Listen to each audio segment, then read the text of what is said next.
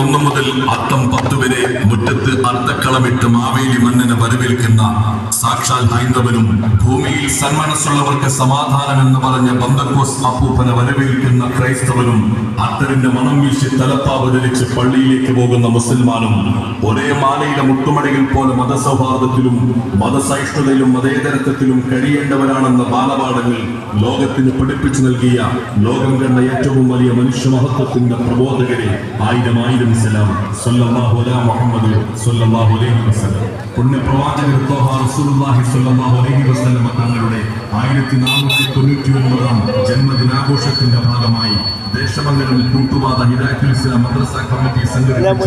ലഘുദിന ഘോഷയാത്രയാണ് ഇതുവഴി കടന്നുവരുന്നത്. മദ്രസ വിദ്യാർത്ഥികളും പൂർവ്വ വിദ്യാർത്ഥികളും ഉസ്താദുമാരും രക്ഷിതാക്കളും നാട്ടുകാരും ഒന്നിച്ചണിനിരുന്നുകൊണ്ട് ഇതുവഴി മദ്ഹ് ഗാനങ്ങളുടെയും സ്വലാത്തിന്റെയും മന്ത്രഗീതങ്ങളുമായി